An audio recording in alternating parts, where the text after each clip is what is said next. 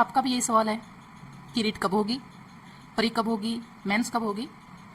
तो hi everyone, स्वागत है आपका मेरे नए वीडियो में। आज के वीडियो में हमारे कुछ टॉपिक रहने वाले हैं, जैसे कि रीट कब होगी, तैयारी कब से शुरू करें, सही रणनीति क्या हो, सिलेबस चेंज होगा, अभी कौन कौन से विषय तैयार करें। चलिए देखते हैं कि जिस दिन नोटिफिकेशन आएगा उस दिन से तैयारी करना हमारे लिए कतई फ़ायदेमंद नहीं है। तैयारी तो हमें पहले से ही करनी होगी, क्योंकि बहुत से बच्चे हैं जो रीट होने के बाद अब तक लगातार पढ़ रहे हैं। उन्होंने अपना बीच में स्पेस नहीं दिया है, उन्होंने छोड़ा नहीं है, वो पढ़ रहे हैं। और बहुत से बच्चे हैं जो उसके गैप देने के बाद फिर से लग गए हैं, लगातार लगे हुए हैं। तो उन बच्चों का और हमारा तो वैसे भी कोई कंपटीशन नहीं हो सकता। हम अगर नोटिफिकेशन का इंतजार करेंगे, नोटिफिकेशन के बाद कि अब नोटिफिकेशन आ गया है, तसल्ली हो गई है कि हाँ भी रीट आ गई है, चलो अब तैयारी करते हैं, तो मुश्किल है, क्योंकि हमारा सिलेबस ही इतना बड़ा है।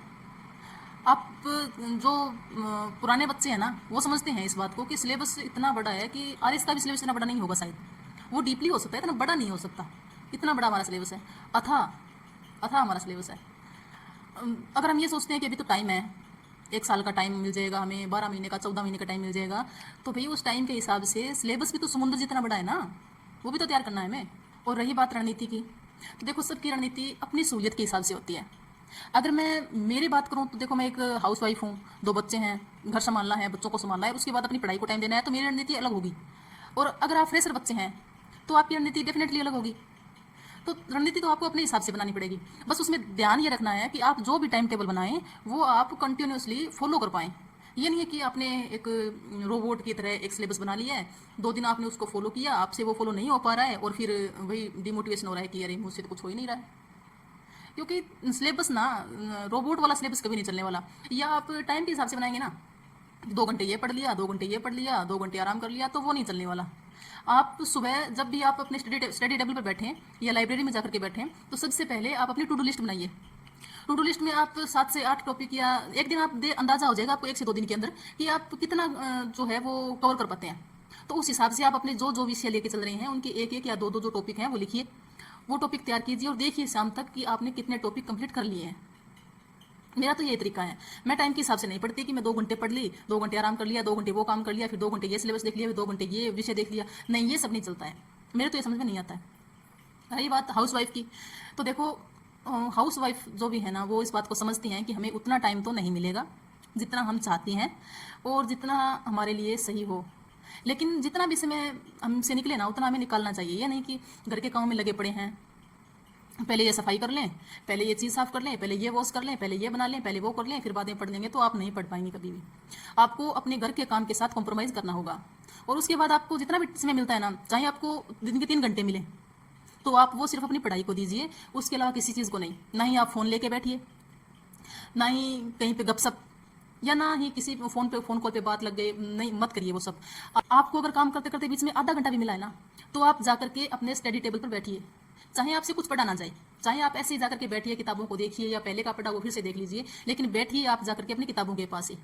इससे क्या होता है कि एक रूटीन बना रहता है। जब भी हमें समय मिलता है ना, तो ये होता है कि टाइम मिलते ही हम क्या करते हैं, टाइम मिल गया फ़ोन ले लिया, टाइम मिल गया बैठ के गप्पे मारने लग गए। नहीं, जब हम ये आदत बना लेंगे ना कि टाइम मिल गया चलो किताबों पर, टाइम मिल गया चलो किताब उठाते हैं, तो ये हमारी आदत में हो जाएगा।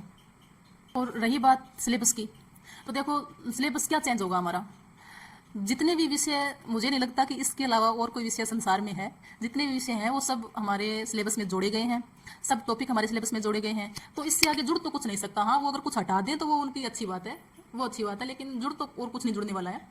आप तनाव ना लें। और अगर 1-2 टॉपिक ऊपर नीचे हुआ भी, तो अगर हमने पूरा सिलेबस तैयार कर रखा है, तो उसके बाद वो 1-2 टॉपिक तैयार करने में कोई ज़्यादा वक्त नहीं लगेगा, और ना ही वो प्रेशर होगा कि यार ये तो चेंज हो गया, अब क्या करें। और अभी हमें क्या है, हमारा बेस तैयार करना है, जो विषय कॉमन है वो पढ़िए, क्योंकि बहुत से बच्चे, बहुत से नहीं, लगभग सभी बच्चे हैं जो रीट और सीटी की तैयारी साथ में कर रहे हैं, ये तो हम सब जानते हैं। और हम सब हैं जो सीटी और रीट को साथ लेकर के चल रहे हैं।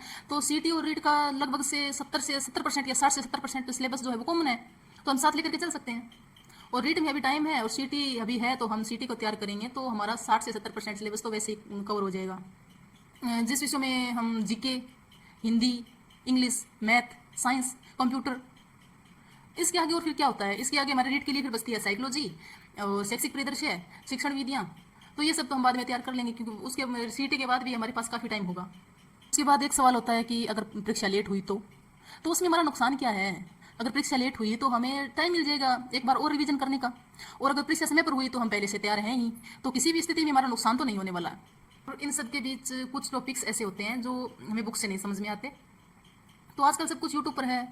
आप यूट्यूब खोलिए, सर्च मारिए, आपको मिल जाएगा, अच्छे से अच्छे टीचर मिल जाएंगे, हर टॉपिक आपको यूट्यूब पे मिल जाएगा, और बेस्ट से बेस्ट टीचर आज यूट्यूब पर हैं। तो आपको किसी कोचिंग की भी ज़रूरत नहीं है, किसी पेड कोर्स की भी ज़रूरत नहीं है। पर्सनली मेरा ये एक्सपीरियंस है कि नहीं है। अगर आपको लगता है कि आप बिना किसी के दबाव के या बिना किसी के कहे या बिना किसी ऐसे कि नहीं क्लास आने वाली है पढ़ना है, क्लास आने वाली है पढ़ना है, अगर आप नहीं पढ़ पाते हैं तो आप पेड कोर्स ले सकते हैं, वरना आपको कोई ज़रूरत नहीं है पेड कोर्स लेने की, क्योंकि हम सिलेबस लेकर के बैठे हैं।